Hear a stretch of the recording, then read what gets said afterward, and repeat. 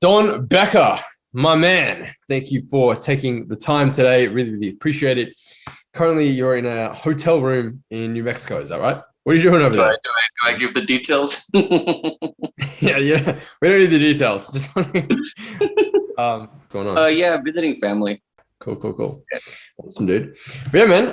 Just wanted to have a bit of a chat today. Like you said, I saw your boom. I saw your post. I got your text the other day that you had your first $11,000 a month as a chat closer, which is insane in commissions. Yeah. Which like from where you started 2 years ago, at the very beginning of your sort of freelancing journey, it's crazy. It's really, really cool to see how far you've come, and I'm really, really proud of you, man. So I'd love to have a bit of a chat kind of about your whole journey from start to finish, from basically being like a half blind teenager living in New Mexico. I stand corrected, it's New Mexico, not Mexico. All the way through to experiencing like bouts of homelessness and all that kind of stuff through to the other side. Now, Mm, projected to be six-figure earner as a freelancer, which is really, really cool. So yeah. to give everyone kind of a bit of backstory, do you maybe want to quickly introduce yourself and kind of what you do? Yeah, absolutely. Basically, as you said a while ago, I grew up in New Mexico, which, if you guys don't know where New Mexico is, even people in the United States, there's people that think that New Mexico is Mexico. So it's not just you, man. But yeah, the place that I live, their city slogan is Land of Enchantment, but there's a running joke around like the entire town that it's Land of Entrapment, because everyone knows that there is no opportunity where we live. And yeah, basically, I've always more or less been a very peculiar child. When I was like 5 years old, we have this thing called reading groups, which I don't know if you guys have that, where they like break you off into different classrooms and you read. They put me with the fifth graders when I was like 5 years old because my reading score levels were like at high school level at five. And I guess I kind of got to attribute that to my mom because I was reading psychology books as a 5-year-old, and like you gotta be some weird fucking kid to be reading about how to like influence people at 5 years old. And then yeah, I think that is a big influence on how I landed into the entrepreneurial world. I always knew I was gonna do something different, be something different. When I was 8 years old, I wrote a mini novel, which is also probably why I'm a pretty damn decent writer. When I was 12 years old, I was studying neuropsychology, which is probably why I'm pretty damn good at influencing. You hear these stories about these successful people, they all seem to have more or less peculiar childhoods. They were these weird fucking kids.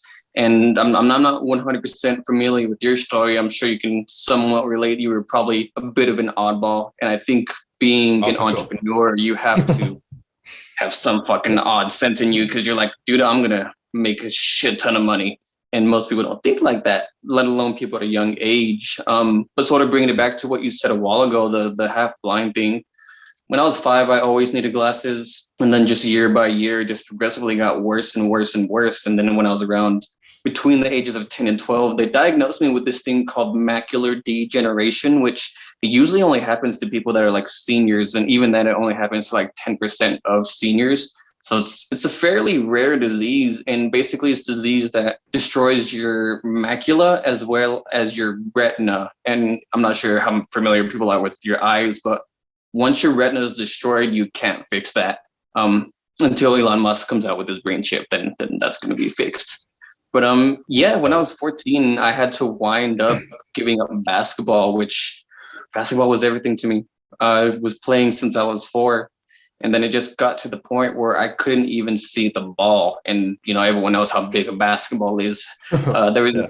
there was actually a very embarrassing moment where I was at basketball practice my freshman year, and my coach was kind of pissed because everyone was fucking up the practice routine. And then like he launched the ball. It was a pretty fucking good pass. Anyone with normal eyesight could have caught in it, but it just hit me smack in the face because I couldn't catch it. And then just the whole team just laughed at me. And at that age, all you can do is just laugh it off. But yeah, eventually I had to quit basketball. Fast forward 4 years later, which around the freshman year is when I found this one guy named Jason Capital. And at the time he was, America's top dating coach. 13-year-old learning neuropsychology, learning how to pick up women. That's a fucking deadly package, man. But yeah, it was around 18 is when I got introduced into the business world. And the second I heard about it, I'm like, this is for me. I have no idea what the fuck it is, but it's for me. And yeah, 19 years old, I take out a loan from my college and spend it on going to the first summit that he had. And oddly enough, I don't know if you remember, you were sitting right in front of me. We actually met at that summit. That was back when you were skinny, dude. You like your clothes were wearing you at that time, and you had your man bun and everything. But yeah, that's when you came out with your Fuck Normal song. But yeah, he accepted me into his 6-figure mastermind. I think I was like one of 20 people that he accepted from that event. Unfortunately, being a college student who took out a loan just to go there, I couldn't afford it. Just went on the grind, was in the middle of my college courses, working on my iPad, trying to figure out how to make this online stuff work. Email Income Experts comes out, learning email marketing. That's where, I got even better at writing. And then, eventually I just said, fuck it. I was legitimately being forced into college. I told my parents I don't want to go. I got signed up for college without even knowing I got signed up for college. So when people say, oh, my parents are forcing me, my parents forced me into college. But I was still trying to get clients, and I finally signed my first client, this one guy named Justin Fieldman. I was doing his Instagram stuff, and I remember shout out Justin. And I remember we had this closet in our house. It was like a 2-foot by 2-foot closet, so basically as wide as I am. And I would have to sit in there because I grew up in a house of like 8 people, at one point 12 people, and you can probably imagine how loud that can be, especially with the arguing when you have that many siblings around you. And I had to sit in that closet just to get things done. And my stepdad found me in that closet, and he told me, what the hell are you doing in there? And I told him, I signed my first client. I need silence. I don't want to ruin this. And he's like, I don't give a shit. You need to pay me if you're going to use that closet. I'm like, it's a 2-foot by 2-foot closet, and I'm trying not to lose my client.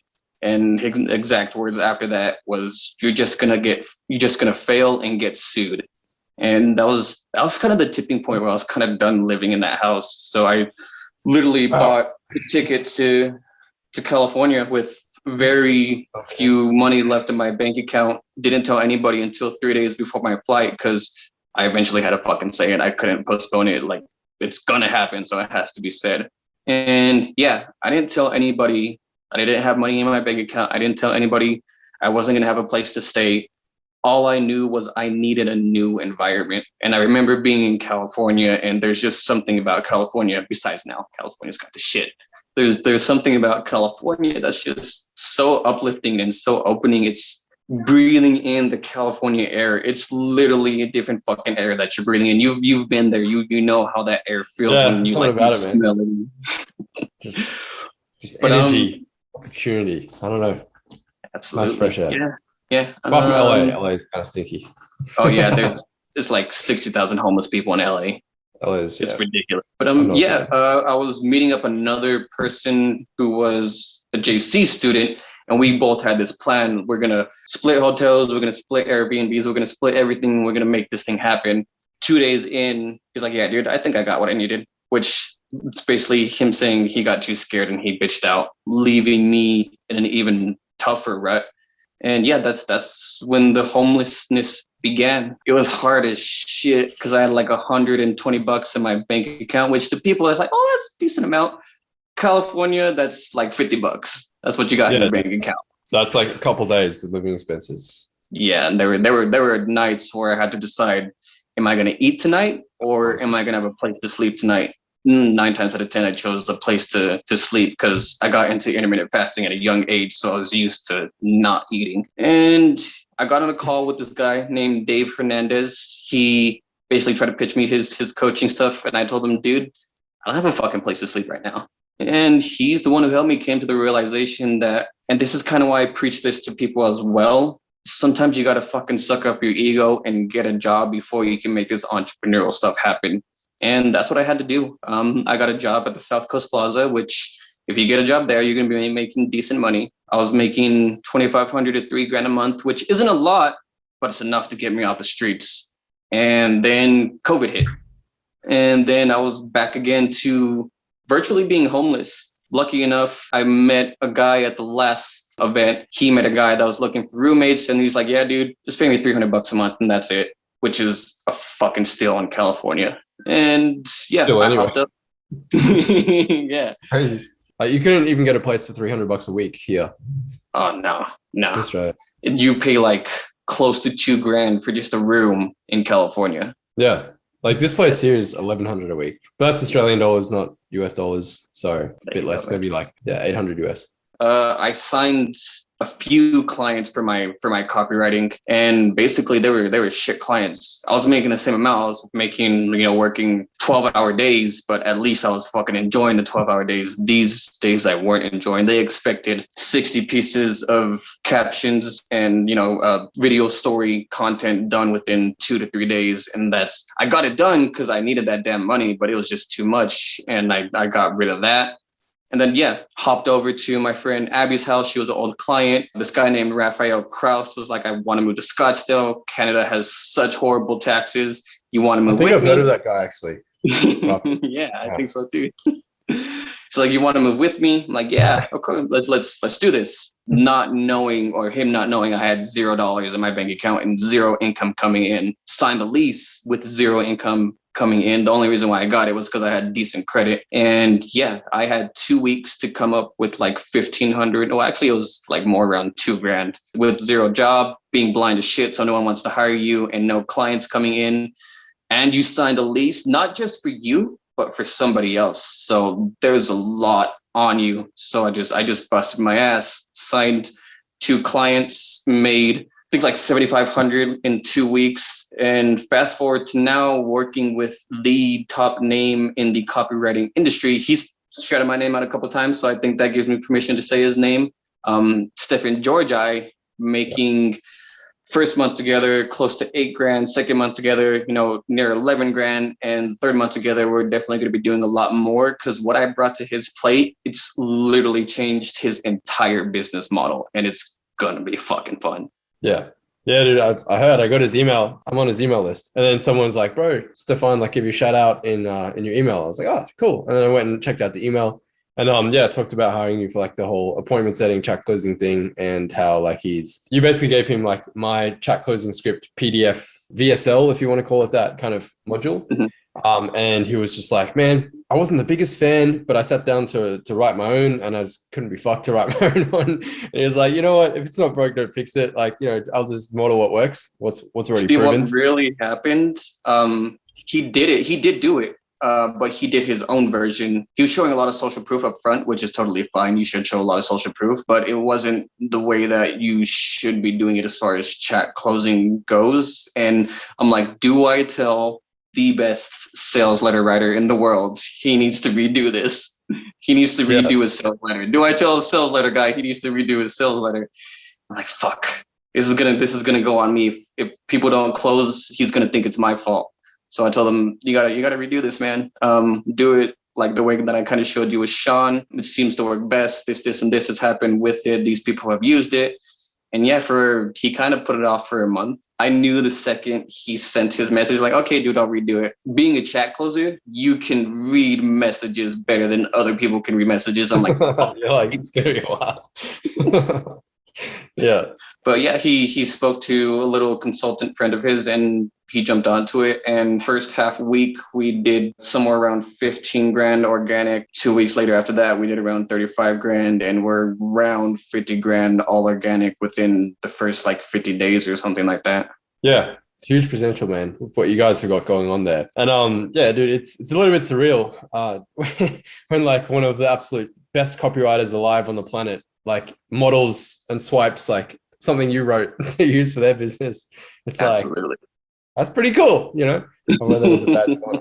So shout out Stefan. And I'm sure you guys are going to make some magic together. So it's really, really cool to see that happening. I know this is just the beginning. You haven't even like launched ads yet. So this is all just organic so far. So once you add ads, it's going to be like just fuel on the launched fire. A new course just for beginners. But he kind of shifted a little bit, but it was kind of my idea to make this course because I saw a leak in the boat, and we had a lot of drop-offs with people not wanting to join the RNBC because they're newbies or still somewhat beginner copywriters, and like, dude, this looks good, but it looks way too fucking complex. And I brought this up with him, And yeah, it's going to be a new game changer because he's going to be using this as his getting people in the door offer, and then upselling to RMBC, and then upselling to Copy Accelerator. So it's going to be fun, man. Yeah, that's really, really cool. Yeah, it's definitely a thing that came up for me a lot in my business, because obviously what I do is I help copywriters to get clients. And after doing that for like 2 years, I had so many people, who would just see the results that we were getting, because I post a new testimonial on my Instagram stories literally every day, every single day. Mm-hmm. Brand new boom, brand new win. And then there were people who didn't have the skill of copywriting or any freelance skill at all. And they were kind of looking at it and they were like, dude, I don't know what you do. I don't know anything about copywriting or this digital marketing stuff. It's all new to me, but it's like, how can I get a slice of that pie? Like, all I know is I hate my job and I want to make money like online. Like what can I do? Teach me. And for ages, I was just like referring people off. I was like, go take Stefan's course, maybe go watch Alex Catoni's YouTube videos or something, go get the skill from somewhere and then come back to me once you're confident in your abilities and you're ready to get clients to pay you, then I can help you.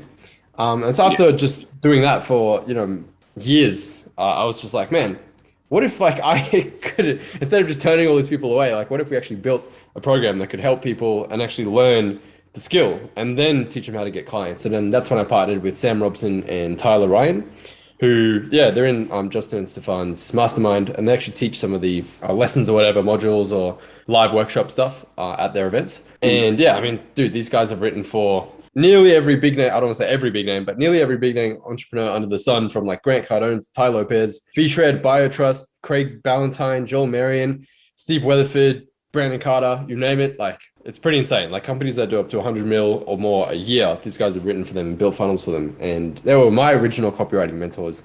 So it's really, really cool. We actually made a program together, the two of us, called Email Domination. So we're training people on how to write emails so that they can go out and get clients. I think it's a cool thing. Just the word surreal in general, because I'm sure there's other people out there that see these, these names. We'll use the big ones for relevancies.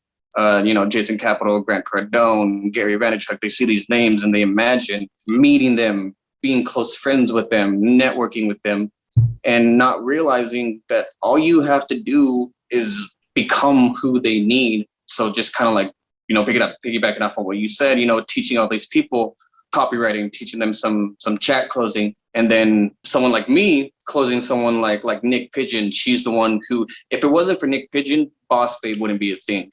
That's fucking insane that she's a client for me. Or someone like Stefan. Stefan is friends with V-Shred, Sean Kelly, who has like 1 million plus followers on Instagram. And I've gotten to meet a few of these people, and it's all through taking, courses that help us make our own paths. And I think that's obviously a big factor that college kind of misses. They give you what you think you need rather than actually giving you what you do need. I think the only thing I remember from college isn't an actual teaching lesson. I remember being in a business literature class, and I asked the professor, are we going to learn copywriting in this class? And she looks at me and she's like, yeah, we're going to learn some legal stuff. No, dude, not dude. Like, not copywriting, RIGH, like WRIT, writing. Like, it's funny. The average population doesn't even know what copywriting is. I always have to explain it.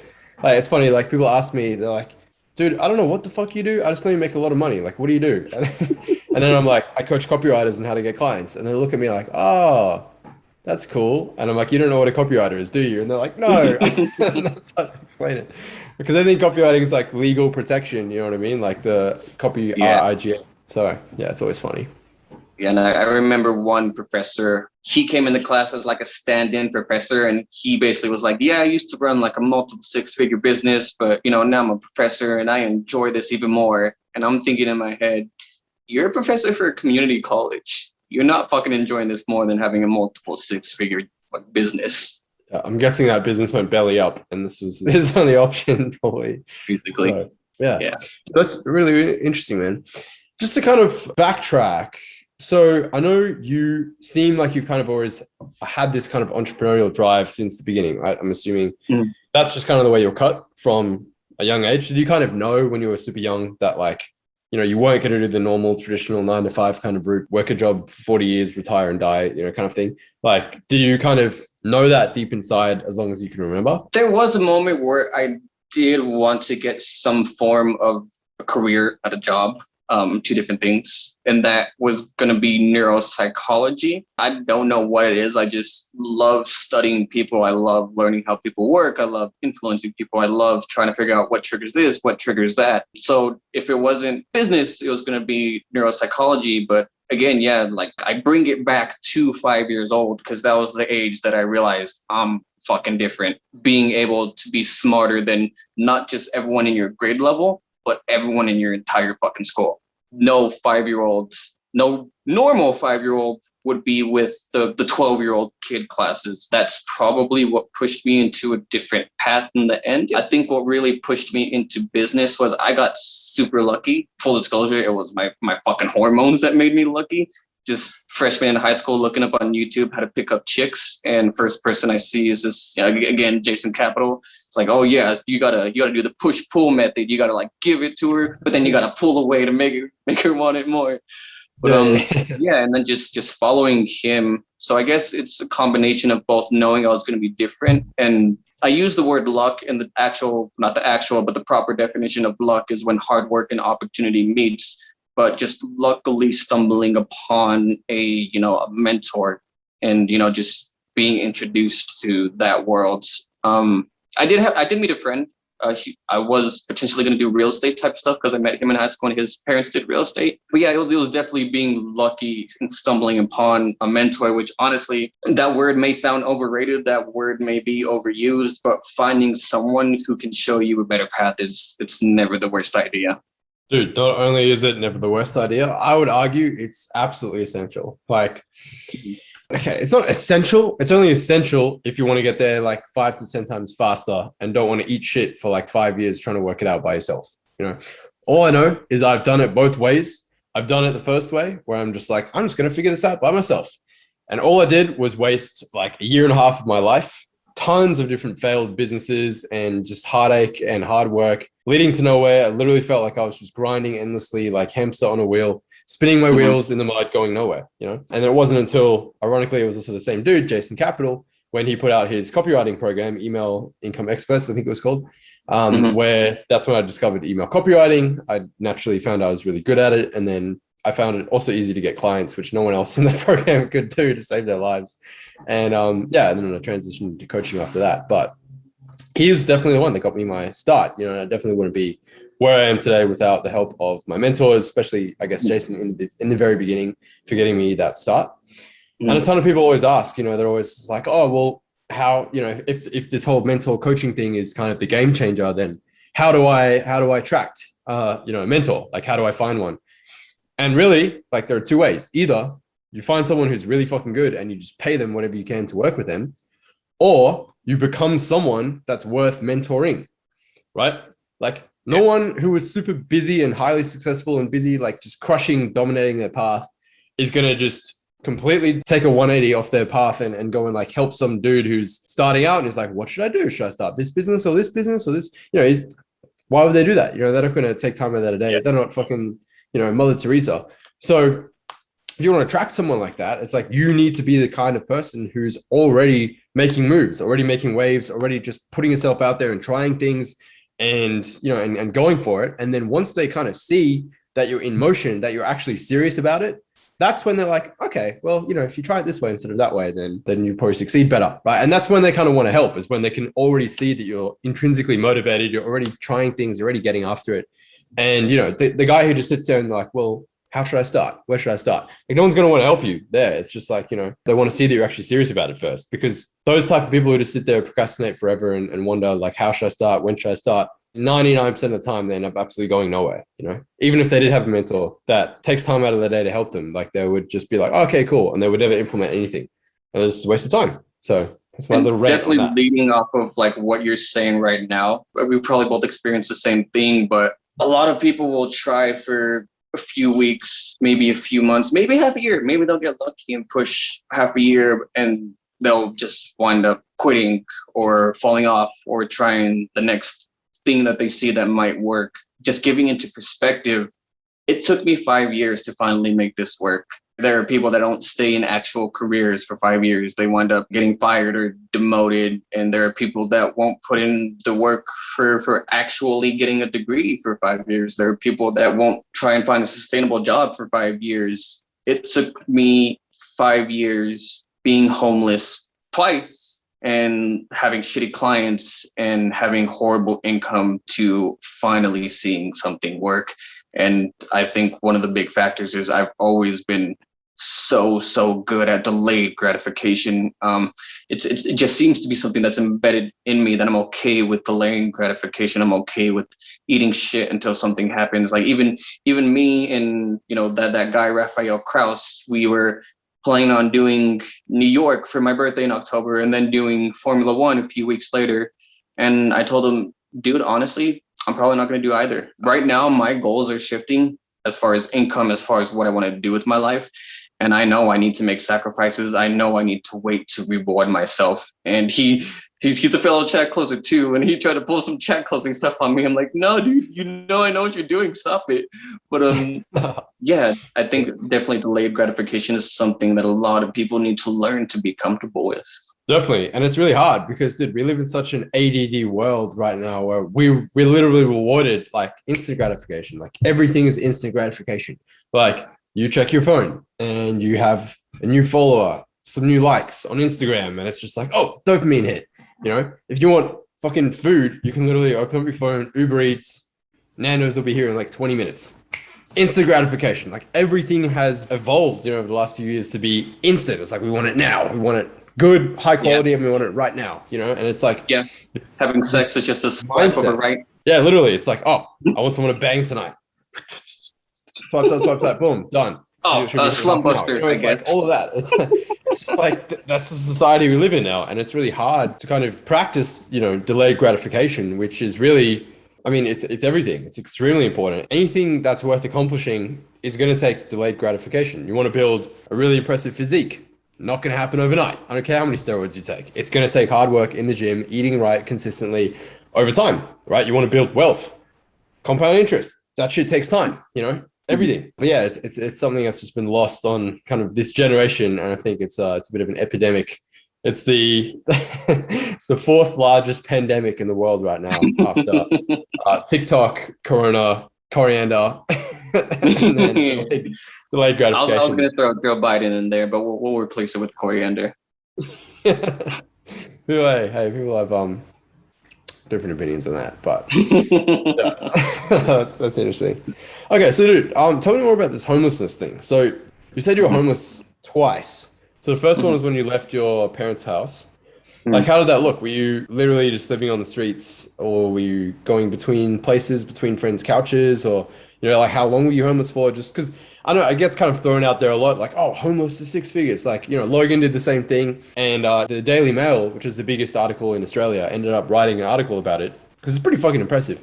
But it's like, when you say homeless, it's like, is that for a day? Is that for a month? Yeah, I just want the details on that, and then talk about how you actually got out of that afterwards.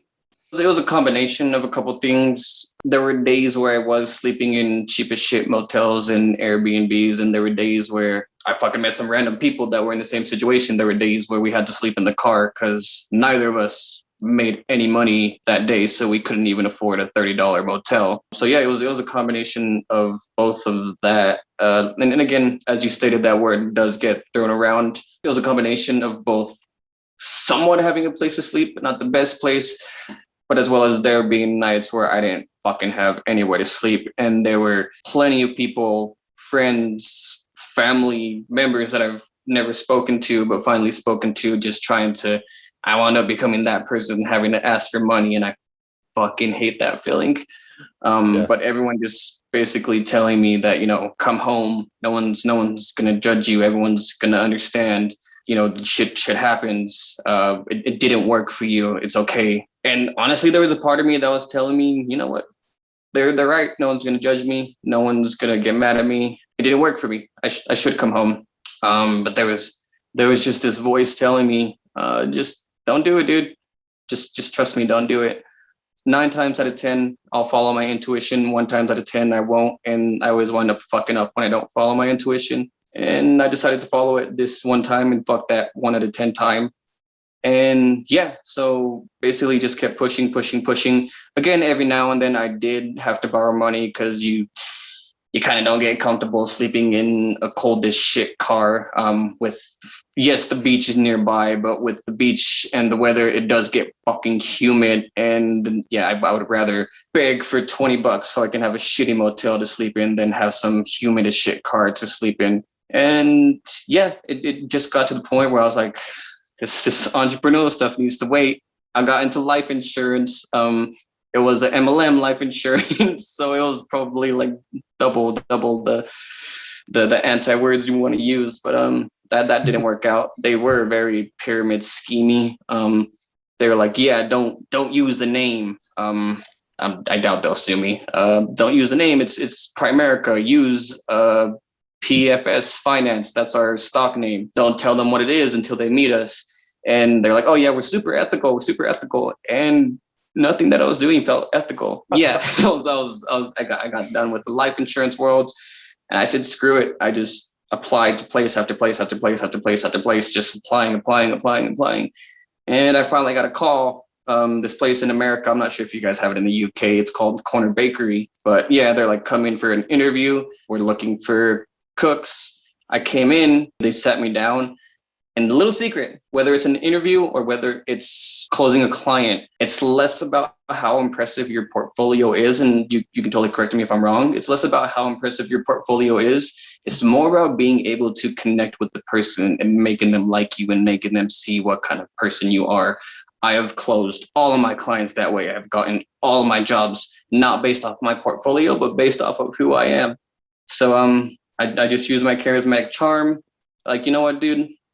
Unfortunately, like all the positions have been filled, but I like you, man. I'm going to refer you to this other corner bakery shop, which is out at the South Coast Plaza, which is, if it's not the richest mall, it's one of the richest malls in America. Got a job there. Got a job during the holidays, so got lucky and got a shit ton of hours and made a shit ton of money. I was making more money than people that were working there for 2 years within the first 2 weeks, because I've always had this work discipline that I need to outwork everybody. I need to make sure that the top person notices me. And they did. They gave me a shit ton of hours. They sent me to other corner bakeries so I could get more hours. And that's sort of the same thing that happened with Stefan.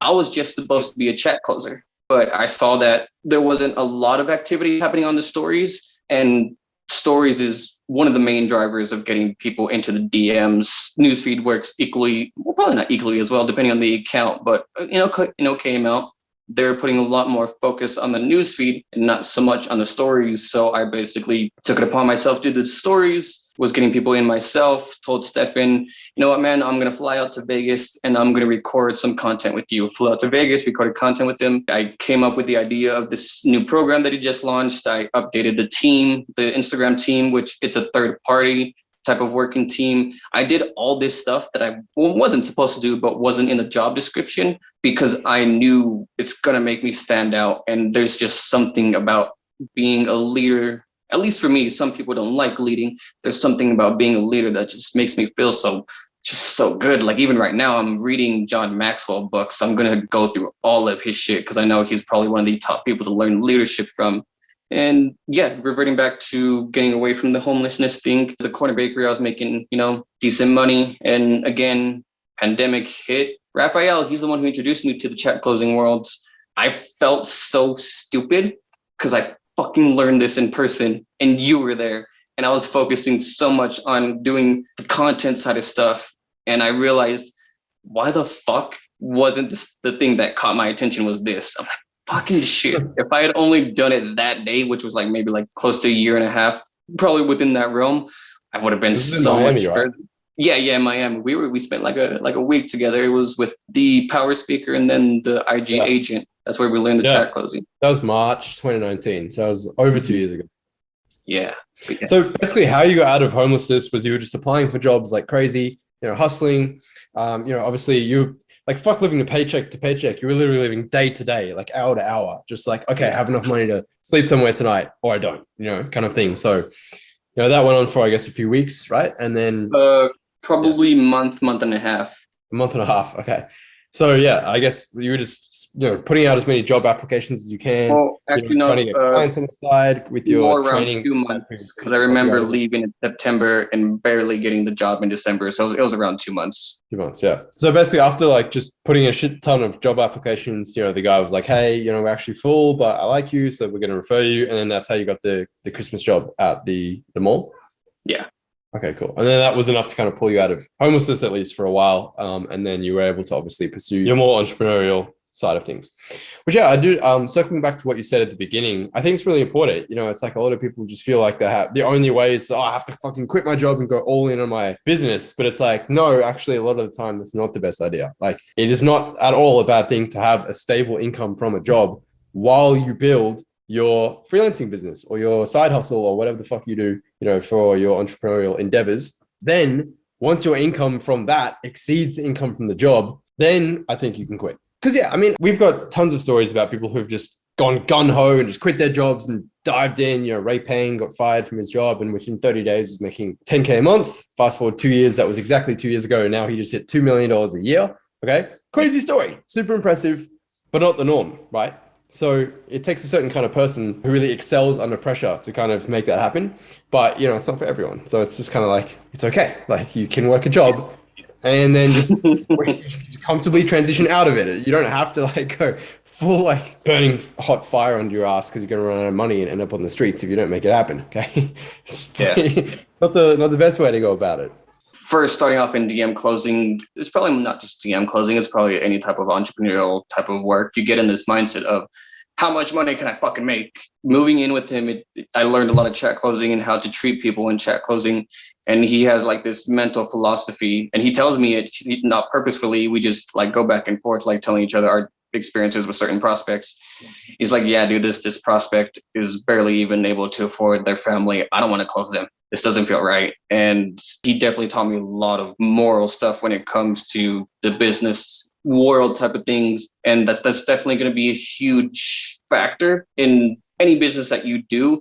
When you have a sense of strong morale, there's all those people that are like, fuck everybody, make as much as you possibly can. And I'm all about capitalism. I love capitalism. Capitalism is the reason why America isn't completely fucked right now from the pandemic. But learning that whatever type of world you get into, whether it's email, whether it's chat closing, whether it's e-com, if you build a brand around yourself that you're an ethical person and you won't fuck over people, it's definitely going to help you in the long run. And I think that's why a lot of people come to you is because your students will even tell people like, Sean will help you, even if you're confused as shit, even if you're a newbie, even if you don't know how to send a PayPal invoice, he'll help you. And there's definitely very few coaches in this industry that will be more than happy to do that. I know that's kind of like gloating you, but I do want to give you like big props, man, because if it wasn't for this program, I wouldn't be where I am. It's the cheese method. I'm not gonna say what the cheese method is. Don't worry. It was the cheese method that that definitely made it happen for me. Yeah, I appreciate that, dude. And it's like, yeah, I think it goes beyond just being a good business practice of being ethical and just a good fucking person. But I just think it's the way everyone should operate. It's kind of just obviously been the default for me since I was born. But, yeah, it's like some people, I don't know, they just don't realize that you can't just go gun-ho and burn the bridge with everyone and like rip everyone off. Like, dude, reputation spreads faster than anything else, faster than wildfire. Like if that's your way of running your business, like people talk, dude. And negative news spreads like fucking 100 times faster than positive news. And people, will talk about they had a really bad experience with you. And so it's like, it's pretty interesting. I went to speaking of unethical business practices, it's just funny because this guy's just very like polarizing. People either kind of like they love him or they hate him. Dan Locke, right?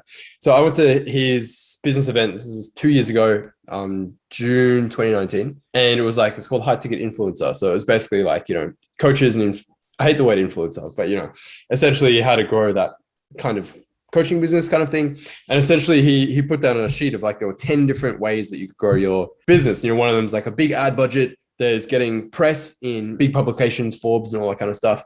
And there were like 10 of these things. And I was like, I only have 1 out of 10. I was like, the only way I've built it is just like word of mouth from like results, like student success stories, testimonials. Like that is literally how I built my business. Because my shit works and people get results, and then people want results like that, and so they join. Like it's that simple. And yeah, I just think it's not just a good business practice, but I think it's just how everyone should conduct their business. And I think there needs to be a shift in the whole like direct response, digital marketing, copywriting sort of space towards like really like ethics, like being honest and upfront about your program, your results, not just using the absolute best success story you have, but also making it clear that like, hey, this person completely crushed it, but not everyone's like that. Okay. Results aren't typical. It's like, this is probably realistically how long it's going to take the average person. And yeah, I think just being a little more honest and upfront about the reality of what it's going to take to actually succeed is something that needs to be addressed more, among this kind of industry. And there have definitely been moments for me where, I didn't close the client, but I was truthful in the sense that I used to be this way in the beginning. And I know a lot of people will be the same way in the beginning, that you just want to sign the client and you'll say whatever it fucking takes to sign the client. And when I started to see that not only did I put myself in a rut, but because I put myself in a rut, I started to develop self-sabotaging habits so I can get out of the rut. Every call that I get on when it comes to the chat closing side of things, they're like, how many sales can you promise me? How many people can you close for me? What's the number? Can you promise me? Can you at least give me an estimate how much you can promise you can make me? And I've learned to just tell them, dude, honestly, I can't promise you sales. There are so many factors that go into it. If the prospect can afford it, how many people come in?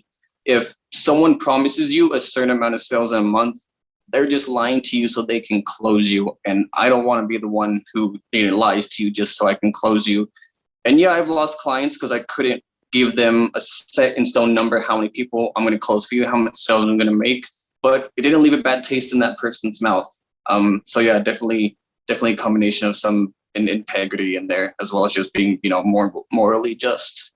Yeah, definitely, man. Absolutely second everything you just said. Couple final questions before we wrap up. I'm just curious, like the kind of upbringing that you had and the background that you had, especially living, I guess, growing up in a relatively poor, very scarcity minded kind of environment, especially when you have your immediate family, like your stepdad telling you, oh, your business is going to fail. It's a fucking scam, or it's, they're just going to give you a lawsuit. It's all going to crash and burn, all that kind of stuff, all this negativity. Did you find that really held you back at all, like mindset wise, in terms of, deservedness issues or tall poppy syndrome or anything like that, or any of these kind of limiting beliefs where you did start to see success? Was there ever kind of like this mentality, like this imposter syndrome thing kicking in the back of your head saying, hey man, this isn't you. You don't deserve this. You're just some poor teenage blind kid who can't even catch a basketball. You know what I mean? Was there any of that kind of thing? Or did you just kind of pummel those thoughts away and just charge on like a boss? I feel like Netflix would take on that story and turn it into a show. I mean, they'll take on anything, so why not? But but to answer your question, I guess it's a combination of yes and no. Yes, in the sense of on the front end of things, it didn't affect me. There was always something on the front end of things that was telling me to push through, screw what everybody says, screw normality, screw all this stuff. Like even the tattoo that I have, it says memento mori, and memento means moment, mori means death. And it's a reminder that one day I'm going to die and live every day as if I am.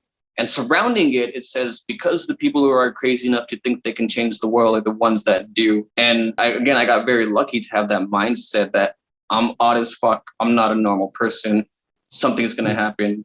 But on the no or yes side of things, that it did somewhat hold me back. It's that whole concept of deep trauma, or more so deep emotional trauma. Again, mindset is everything. I know it's not the easiest thing to sell. I mean, everyone's a fucking mindset coach these days, so it's definitely not the easiest thing to sell. But it really is everything. And you can have a very strong front mindset, but you can easily have a very bad, weak back end mindset. Like you can have a strong chest, but if you don't have a bad back, your chest is going to collapse in and the muscles aren't going to show. All the fat's going to go to the chest. And that was sort of what was happening to me. I was very strong on the front end of things, but you're taking up the whole screen.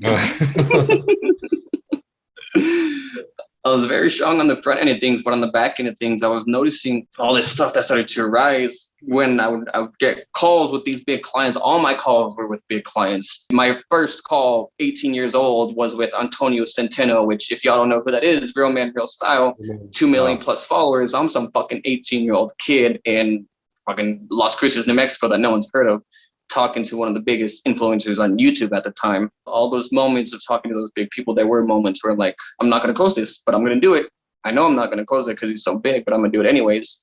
And even now, that whole thing where I'm telling you, where if I play my cards right, I'll have my first 20K month. There's something that just popped up in my head that's like, is this really going to happen? Did I really make this happen?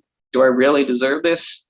And I brought it up with Stefan. We had a call today. I brought it up with him, and he basically said recognizing it is the first step to, you might not get rid of it, it'll be there, but recognizing it is the first step to being able to handle it. And when you recognize it, you just push through that thought. And that's always been something I've been able to do, is I've recognized stuff that's not working with me, not in a bad sense, but push through it. There's a point where it was in my self-sabotaging phase where I didn't feel like doing something, so I would put it off very last minute. And then I recognized it, and I built that mental trigger. I don't want to do this, so that's why I should do this. Also, not saying anyone should do this, I took LSD. I had a purpose for taking LSD, and that's the only times I take it. If it's a big super life mental change I want to make, that's the only time I'll take it. It definitely sped up a lot of mental trauma stuff. What's that? Yeah. No, it's like, oh, big life decision coming. Let me consult with my buddy Acid.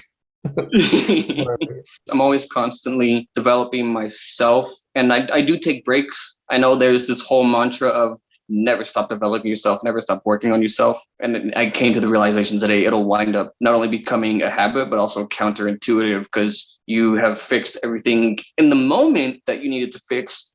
And now that everything's gone, your brain is searching for, what do I need to fix now? What do I need to fix now? What can I learn? So I have taken breaks from the personal development type stuff. Right now, I'm back on from a break, and that's why I'm reading the John Maxwell books, because I am in a position where I'm slowly indoctrinating a leadership role. And again, I just fucking love feeling like a leader. Who doesn't? Yeah. Dude, I'm just curious. In this entire journey that you've had from, wherever you were, sort of, you said you've been going for what, like 5 years? Mm-hmm. Yeah. So obviously we met for the first time. It would have been the summit in 2017. That's when I was there first. And then I launched CNB. It would have been mid 2018. And you were one of the first ever, I think you were like the second ever person to join CNB we have like 450 people now, which is crazy, but you were the second call I ever had. I remember that. Yeah, I was boasting to everybody like, yeah, I was the first person who closed. And then we were chatting like, no, dude, you weren't the first person. Like, fuck. All right. But the first person dropped out. So maybe you were technically the first one that stayed in. But anyway, so I was curious, like in this entire sort of coming up on 3 years now, what like role would you say that CNB's actually had in your journey, and like, the things you've learned in CNB, or even just the community, the people that you've met in CNB, like Rafi and others, like what impact would you say it's had on your journey?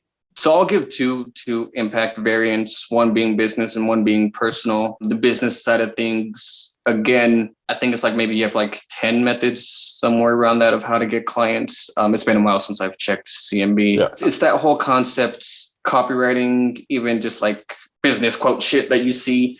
If only I had that one thing, and that one thing was the cheese method, and it works so fucking well for me. It's actually how I closed Nick Pigeon. I did the first portion of the cheese method. She didn't respond, so I followed up, and I sent an email. She finally followed up, or got back to me on Instagram, and I'm like, I do blah, blah, blah, blah, blah, blah, blah, blah. And then basically she's like, yeah, I already know how to do DM closing. And then I told her, yeah, but it took you a month and a half and me having to follow up for you to get back to me. I was very ballsy in that moment. That's not something you say to someone who's making multiple 7 figures, one of the biggest names in the coaching industry. At least normally that's not something you would say to them. But yeah, the cheese method. And then that got me my first client. That got me out of fucking not just myself, but screwing over Raf for not being able to pay, the first month's lease, which was around $2,000 plus for both of us, because you got to pay like last month and first month's rent and that shit. So yeah, I was able to find that one thing that changed everything as far as business goes. And as far as personal life goes, there's that whole saying of you don't pick who your family is, but you can choose who your family becomes. And there are people who come from CNB, Raphael, Cameron, Katrina, Khadija, that I fucking consider, family. There's something about the business world that you develop such strong relationships, better than relationships you've built in high school, better than relationships that you've built with someone that you played on the basketball team with for the past 15 years. I don't know what it is, but being in a community, especially CNB, there's this weird magic fairy dust that happens with everyone that joins CNB. What value can I give you? How can I help you? Even people that just join, how can I help this person? What value can I bring this person? There's just something about CNB where everyone wants to help each other and just lift each other up. And I've been in many Facebook groups, and this seems to be the only one that's like that. There's probably some other ones out there, but from all the ones I've been in, this definitely seems to be the biggest on that. Yeah, dude, it's a big part of, I certainly don't want to take credit for it, but it is definitely something I consider when we, basically choose who we want to let into the program. People think it's like, oh, that's marketing bullshit. It's like, oh, accepting me into the program and all this stuff. But it's like, dude, it's true. We turn away people who have the money, but they're just arrogant, or they're just, I can tell they're going to be the kind of person who's a taker, not a giver, and it only takes like one bad apple to ruin the bunch. And just a few of those people in there will really start to shift the community away from the really like helpful, generous, just amazing group of people that we've built. And I'm really like, I will do anything to maintain that, that culture. So it's interesting because I've done like 20 plus of these interviews, and I think everyone, like 22 out of 25 people have said that the Facebook group and the community is like the number one thing, one of the top 3 most valuable things that they got out of CNB, like even more than the materials, just like the people that they've met and connected with in the program, which I think is really cool. Absolutely. You've built something good there, man. And yeah, just sort of leading up what you're saying, because I am in cohorts with your sales team, and they will tell me that there's situations where, this person has the money, but they're being so rude, they're being so blunt. I don't want someone like that in the group. I could make that extra $3,000, I can make that extra $6,000, but I don't want the group being tainted. And that's you definitely could have been probably around $200K a month from all the people you've turned down, but you really hold your group to a high standard. Yeah, and that's what raises everyone else up, and I think that's why we probably have one of the highest success, like result percentages, whatever the hell you want to call it, success rates in the industry out of like every other coaching program. The industry is like 2% or some shit, like success rate, and ours is like 70%. And I think that's a big part of it. It's because it's kind of excellence is kind of expected, and everyone really helps each other out and builds each other up, rather than just like sort of, crabs in a bucket trying to like climb on everyone else to get to the top. It's like, let's all get that together, which I think is much better. Yeah, like even someone that spoke to me today, she was a prospect. She's not in CNB yet, but she reached out because she went through the student testimonials on who to talk to. She said she literally joined because she felt the vibe from me, and she wants to be a part of that community. People that haven't even joined want to be in just for the community. Yeah, it's so cool. It's so cool to see, man. Yeah, I'm really, really pumped to see how far we can take that, Also, just circling back to what Don was saying before, just because I want to provide as much as much value as I can in this interview for the people watching. When Don was saying the cheese method, all he really means is kind of goods in advance. So it's essentially just like giving away either some free samples or leading with a giving hand, basically in advance to provide results up front, and then, asking for payment afterwards, kind of thing. So that's all he meant by the cheese method. But yeah, and I just think it's important to mention that, because that really ties into your entire philosophy of, and your entire journey, like of success, of how you've succeeded every step of the way so far has been doing exactly that. That's how you managed to get a really, really killer job during Christmas and so many hours, and, at a relatively higher paying position, was just by going above and beyond and being determined to be the best, like deliver the best results out of everyone else, work harder than everyone else, show up earlier, leave later, and just really like see what other areas you can provide value in, and going above and beyond just doing the bare minimum to maintain employment. It's like the same thing you've done with Stefan. It's the same thing you've done with all your clients. And it's absolutely no surprise to me why you're succeeding, because of that. Absolutely. Yeah. I love it. You've come from not the best upbringing, not the best sort of background. You have experienced homelessness. You're half blind. I remember meeting you at the summit, and it's like literally you have to like we're not kidding. Like this guy, like he needs people to like help him walk and stuff. He really like cannot see. I don't think people really understand how much of a disadvantage that is in day-to-day life. Like that is a real big thing to overcome, and not only overcome but completely conquer. So you should be extremely proud of yourself for that, man. And to go from there and your upbringing all the way through to now, being projected to earn 6 figures and continuously growing every single month as a freelancer, working for some of the biggest names in the industry, is really, really cool, dude. So I think honestly, give yourself a big old pat on the back if you haven't already, man, because you absolutely deserve it. And dude, yeah, I'm just curious to hear what is next for Don Becker. What are the plans next 3, 5, 10 years? So within the next 3 years, definitely pushing into the coaching space. There's someone that I came into contact with, and Stefan, put in a good word for me because he's a fellow 7 student. Because of Stefan, you actually know who it is. I don't know if I'm allowed to say the name, so I'm not going to say the name. But yeah, he basically told me that he's launching a new course. He's restructuring his whole business model, and he's going to be doing JVs for it, which is exactly what I'm going to be doing. He not only wants my help with the chat closing appointment setting side of things, but I'm going to get the results first before I asked, hey, can I talk to this JV? Again, that's something that I always do. I make sure I can give value first, a good amount of value before asking for anything. So yeah, bringing on the chat closing course, the structure is done. We just need to be able to put together the JVs, which apparently is a little harder than it seems. But we're going to make it happen. That's sort of within the 3-year realm, 5-year realm. Definitely getting into the real estate realm, more on the Airbnb side of things. That seems to be what's going to be replacing hotels, normal type of motels, hostels, things like that is Airbnb. And in 10 years, dude, fuck if I know. The goal is to always be some way, shape, or form a speaker. So as long as that's in the book, I'm fucking happy. I could lose a multiple 7-figure career and start earning a multiple 6-figure career speaking, because to me, impact over income is a hell of a lot better of a feeling. At least to me. I know some people are different, but to me, that's the best feeling. I mean, it's the reason why I still keep doing what I'm doing, even though I had the realization last week that with the amount I have invested at the moment and what that's earning me passively every month, I could technically, in theory, retire and never have to work again and just live off 100 grand a year that my investments are bringing me passively. But it's like, I'm still here. I'm still doing it. I'm still putting out content, still putting out YouTube videos every week, emails, Instagram posts, stories, all that good stuff. And of course, my CNB tribe as well. So yeah, it's like impact of income for sure. I'm with you every step of the way there.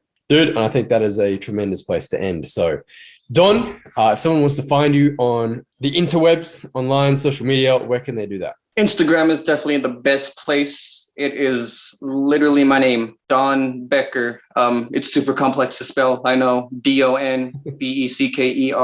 It's Don Becker Real, the full handle, because there's going to be fake people out there trying to be me someday. So I got to be the real one.